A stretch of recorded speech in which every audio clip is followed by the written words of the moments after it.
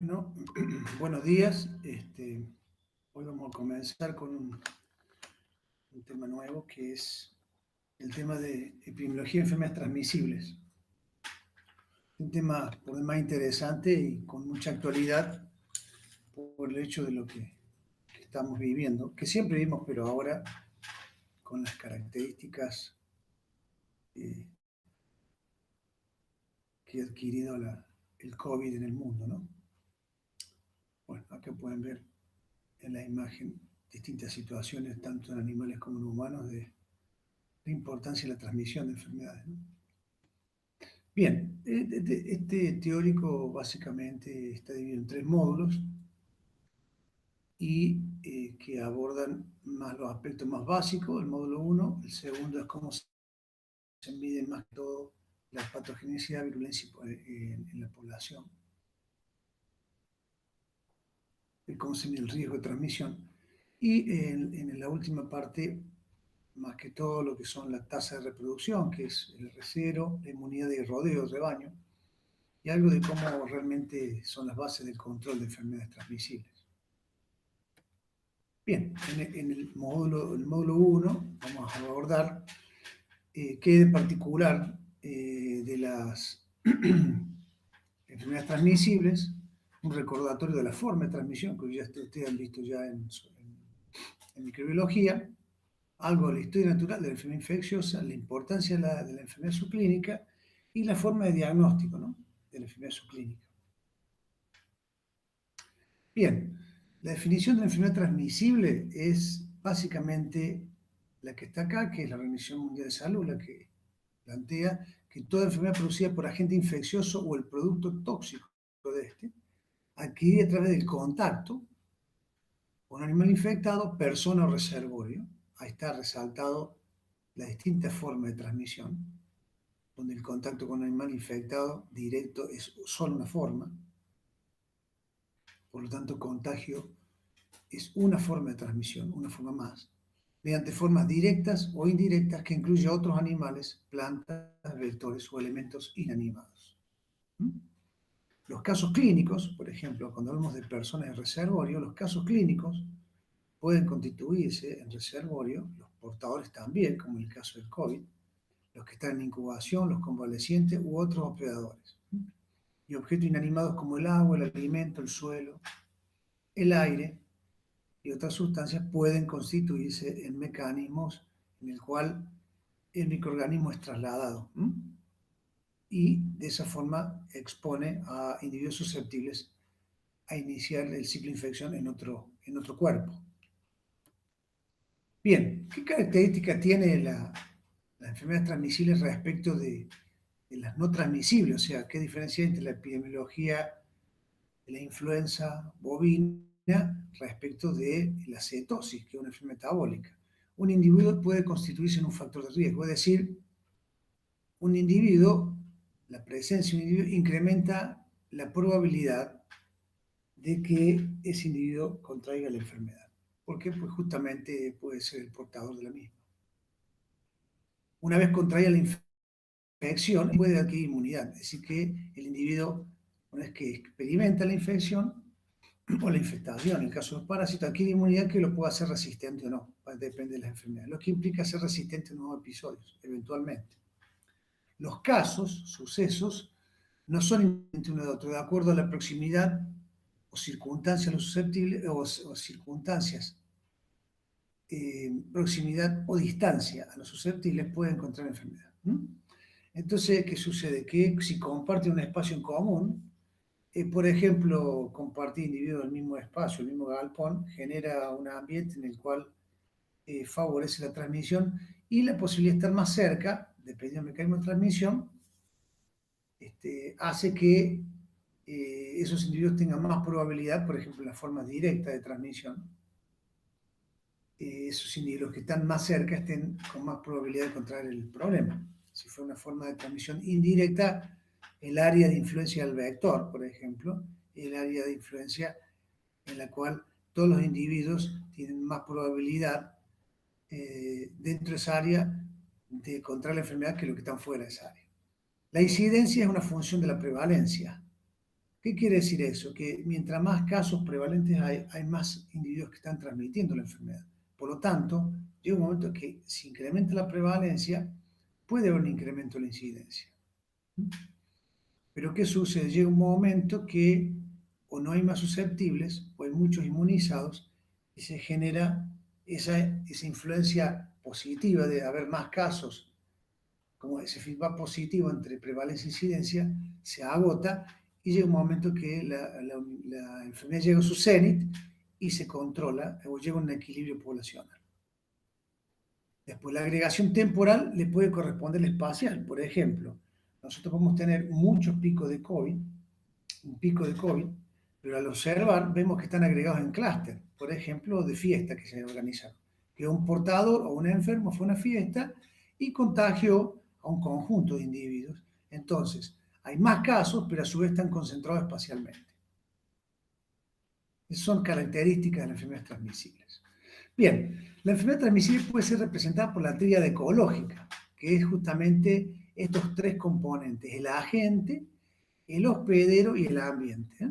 Dependiendo de las enfermedades, tiene más importancia uno que otro, o sea, pero en general de la agente hablamos de la virulencia, la patogenicidad, la forma de transmisión y la forma en que se preserva en el medio. Son cosas, elementos importantes de la agente. Es decir, la capacidad de producir lesiones graves, la patogenicidad, la capacidad de producir enfermedad clínica. Y, digamos, relacionado al ambiente, que algunos ni lo diferencian de la gente, son la forma de producción. Es decir, las condiciones que favorecen a que los individuos, por ejemplo, estén mucho más juntos. En invierno la gente se junta más, entonces es mucho más en ambiente cerrado, por lo tanto es mucho más favorecido la transmisión de la gripe, por ejemplo, de todas las formas respiratorias. En el caso de los animales, la densidad animal, los sistemas intensificados, o, por ejemplo, en el caso de lugares donde hay reservorios. Y en el caso de los hospederos también hace juego que tiene que ver con que genera una respuesta, que hay respuesta de tipo innato, o sea, resistencias naturales, o adquirida, es decir, a través del proceso de exponerse y desarrollar infección o infestación a través de la exposición a los agentes. De esta interacción resulta la magnitud del problema en la población. Bien, vamos a diferenciar dos aspectos acá. Uno que es el modo de transmisión, que se refiere a cómo el microorganismo accede a los otros hospederos del portador, por ejemplo, mediante microgotas directas, estornudo, o vía microgotas transportadas indirectas, el virus se expone al individuo. ¿Cómo? Por comentar, ¿no es cierto? En el caso de que uno estornude, queda en la superficie y después el individuo, de alguna manera, lo adquiere, se expone, pero la ruta de infección, o sea, por donde ingresa, pueden ser múltiples, no necesariamente, aunque sea la liberación respiratoria, puede ser que entre por cualquiera de las mucosas. O sea, diferenciar lo que es el modo de transmisión es la ruta de infección o de ingreso al organismo. Bien, repasando un poco la forma de transmisión, tenemos transmisiones directas, transmisiones horizontal y vertical. Vertical significan de padres a hijos, transovárica, inútero, por calostro, contaminado, o sea, calostro de individuos previamente infectados. Y de las formas horizontales directas, como el contacto directo y proyección por aerosoles. Directa puede ser por contacto mucosa-mucosa. E indirectas, vehículos, fomites, por ejemplo, el agua, como el cólera. O, por ejemplo, indirecta por vectores mecánicos y biológicos. ¿Qué significa vectores? Puede ser biológico, que desarrolla el ciclo, como puede ser en el caso del Chagas, o mecánico, como en el caso de las moscas con la diarrea, que simplemente lo que tienen son los microorganismos en las patitas. Y en el caso del horizontal, pues airborne, que son macrogotas y que ya significa transmisión a distancia, como por ejemplo la fiebre aftosa, que se puede transmitir a largas distancias, kilómetros, dependiendo de la fuerza y la intensidad y la dirección de los vientos. Bien, acá de nuevo hablamos de las transmisiones horizontales y de transmisión vertical. Un poco para reafirmar el concepto que previamente mencionamos. Bueno, Esto, por ejemplo, es un ejemplo de la transmisión, en el caso de la leucosis, las múltiples formas de transmisión. Esto es clave entender. Y acá quiero resaltar una cosa, que si bien se puede multiplicar, se puede transmitir de muchas maneras, fíjense que acá es por aerosoles, por la jeringa, o sea, como está en la sangre el virus, el compartir la jeringa, el compartir la sangre le va a facilitar que ingrese el microorganismo en el otro en el otro hospedero a través de la picadura de los tábanos, o sea, insectos hematófagos, a través del calostro con el ternero, o a través de vía transplacentaria. Bien, si bien eso puede ser múltiples formas, lo que complica la forma de controlar complica la estrategia de control de la enfermedad, siempre es importante identificar lo que se llama el pivot epidemiológico, es decir, cuál es la principal forma de transmisión. Que, por ejemplo, en este caso, las más importantes son los mosquitos hematófagos y las formas por medio de, este caso de fomites, como es el caso de traslados con el uso de las jeringas. Bien, bueno, acá hay algunos ejemplos que son para que lean ustedes de formas de transmisión por medios directas con el agua, el alimento, los vectores, o directamente vía directa, por como es en el caso de mucosa a mucosa, que son de transmisión coital o de piel a piel, aerosoles como el estornudo o la tos, el parainfluencia en micoplasma. Bien, una cosa importante, ¿se acuerdan que habíamos visto lo que era la historia natural de la enfermedad? ¿No? Que era todo el proceso, digamos, desde que está la fase de que se expone el microorganismo hasta que pasa el proceso de periodo de incubación, el fenómeno clínico y la resolución con la muerte o la restitución del tejido o la normalización del tejido. Esta historia natural implica la colonización, o sea que el microorganismo es capaz de entrar en contacto con los hospederos, piel y mucosas. Hay un periodo de infectividad en el cual la capacidad de ingresar y multiplicarse, acá ya hay una respuesta a los hospedero, es decir, que sí, podemos nosotros no solo aislar el microorganismo, sino que ya encontramos una respuesta inflamatoria o inmunológica del hospedero. Después tenemos el periodo de incubación, que esto es más una perspectiva clínica, que es el periodo que ya vamos a ver desde que se inicia la exposición, o sea, del momento de la exposición al microorganismo hasta la aparición de los síntomas. El periodo latente, que está incluido dentro del periodo de incubación, en el cual es el periodo en el que, si bien está desarrollando la infección, todavía no presente, el microorganismo presente en excreciones o secreciones, el periodo infeccioso todavía no está presente en excreciones y secreciones. Cuando finaliza el periodo latente, que empieza el periodo infeccioso, ahí sí el periodo en el cual el microorganismo es capaz de transmitir la enfermedad, porque está presente en excreciones y secreciones. Y este periodo está incluido dentro del periodo de incubación. O sea que hay una aperta del periodo de incubación en el cual hay un periodo infeccioso, en el cual quiere decir que es asintomático, presintomático y puede eliminar el microorganismo. Y después tenemos el intervalo serial, que es el concepto de que hay entre dos grupos, la distancia que hay en tiempo, el lapso entre los síntomas observados entre los enfermos y sus contactos. Es decir, entre el individuo que está enfermo y los contactos estrechos que son los que van a manifestar síntomas a futuro. Bien, acá viendo, repasando los conceptos, tenemos un periodo de susceptibilidad al momento de la infección. Se acuérdense que hay dos perspectivas, uno del estatus de infección y el otro del estatus médico. En el estatus médico tenemos el periodo de incubación, en el cual el animal no presenta síntomas, y el periodo de enfermedad clínica. Cuando vemos desde el punto de vista del microorganismo, tenemos una etapa susceptible, en el cual es expuesto, y en ese periodo está el periodo latente, que si bien está el microorganismo, no es capaz de eliminar, todavía no se elimina por excreciones y secreciones, y después empieza el periodo infeccioso, que fíjense, se superpone entre la finalización del periodo de incubación y el inicio del periodo de enfermedad clínica. ¿Qué quiere decir?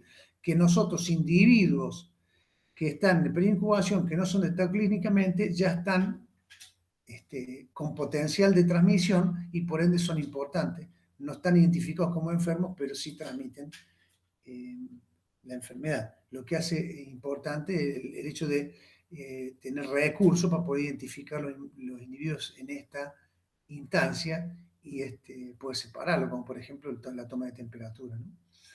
Y después viene el periodo que se recupera, ¿no es cierto? Que por supuesto está superpuesto con el hecho de la respuesta inmune y por supuesto que fíjense que la cantidad de microorganismos va variando de acuerdo a la evolución de la respuesta inmune. Esto que cuando ya acá no es más capaz de eliminar, se llama clearance, es decir, que hay como un limpiado, se limpia y la posibilidad de transmisión se vuelve casi nula. Bien, el periodo de incubación es un periodo promedio, digamos. Ya le voy a dar el ejemplo acá del COVID. Entre los infectados se desarrollan síntomas, se van a desarrollar síntomas, y se espera que 101 de cada 10.000 lo hagan después del final de un periodo de 14 días. O sea que por eso se tiene la cuarentena, 14 días. Porque aún el periodo de incubación promedio está en los 2 días, está en aproximadamente 3 días, entre 2 y 3 días. Ese es el periodo de incubación. Pero ¿qué pasa? Ese es el promedio. Hay un conjunto de individuos, un porcentaje menor, por ejemplo, acá estamos, esto es la probabilidad 0,03, fíjense acá, es una probabilidad muy, muy pequeña, pero que individuos puedan manifestar signos clínicos después de los 15 días. ¿Qué significa eso? Bueno, que yo puedo dejar de, si yo hiciera cuarentena tomando estrictamente el promedio, habría muchos individuos, un porcentaje no despreciable, de individuos que yo dejo y libero del control de la cuarentena, pero que pueden estar todavía con chance de manifestar signos clínicos. Esa es la importancia de ver la distribución del periodo de incubación. Bien, el intervalo sería el medio. ¿Se acuerdan que era la distancia entre individuos, un individuo enfermo y un contacto estrecho? Bueno, cuando el intervalo serial es grande, puede que estén bien diferenciados los casos, como en este caso. Pero si, por ejemplo, en el periodo de incubación hay mucha transmisibilidad, se empiezan a superponer los nitrogliceros, se empiezan a superponer los casos, los contactos, los casos nuevos de contactos estrechos con se empiezan, e inclusive pueden ser que casi sean simultáneos, porque hay una gran variabilidad en el periodo de incubación. Bien, una cosa importante, la enfermedad subclínica, el concepto de enfermedad subclínica. Bueno, obviamente como vimos, la condición, la infección es una condición necesaria para tener la enfermedad,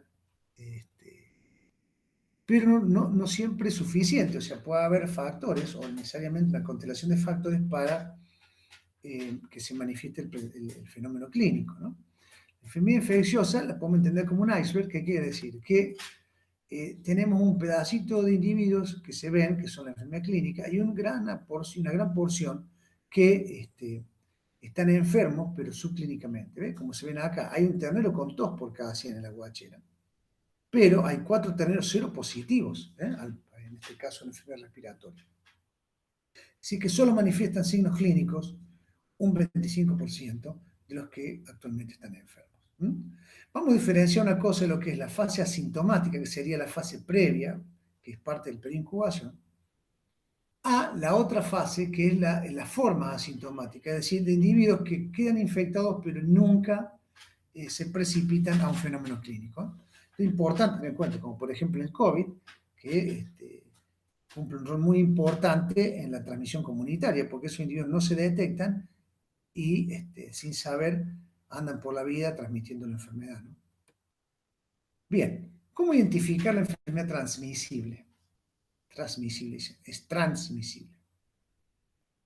Bien, le podemos revelar el microorganismo o a través de la respuesta inmunitaria. Vamos a hacer, bueno, el microorganismo puede ser por formas clásicas, la bacteriología clásica, sea la bacteriología, la virología o la parasitología, o por métodos moleculares, tanto los tradicionales como,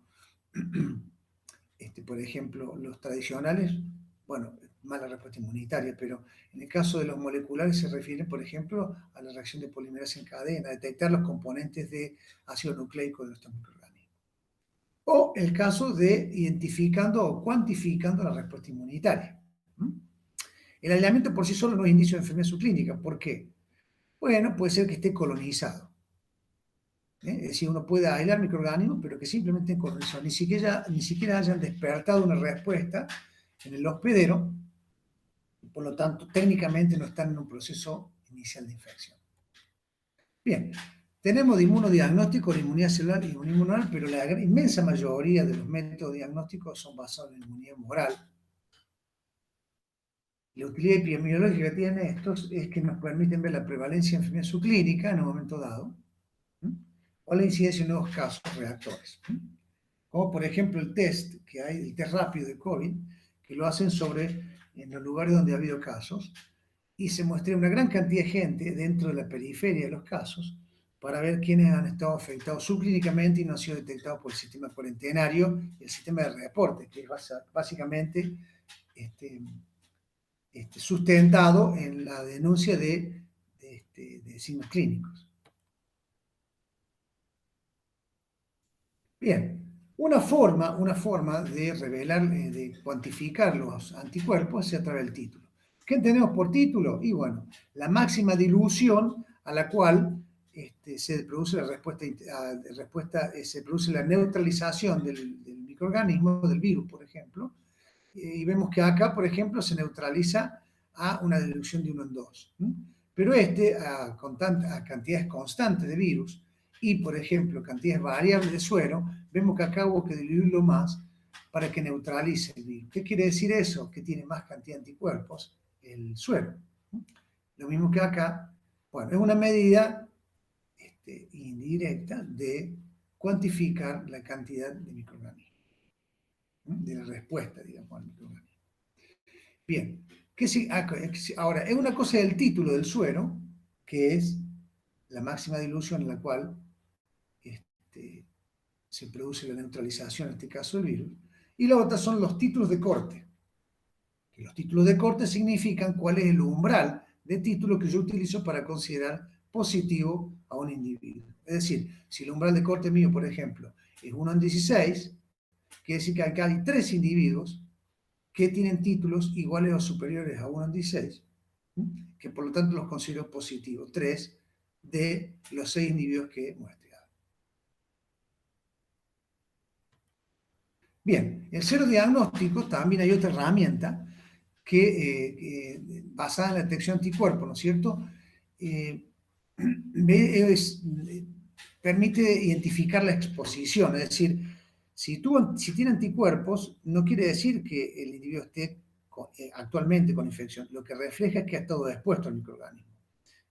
Ahora, pero hay herramientas que nos permiten ver estrategias para ver si realmente esa infección o esa respuesta a anticuerpos está reflejando una infección que está activa. Esa herramienta se llama la seroconversión. ¿Cómo hacemos la seroconversión? Bueno, se hacen muestreos seriados de individuos, sobre el mismo individuo, y se van titulando los anticuerpos.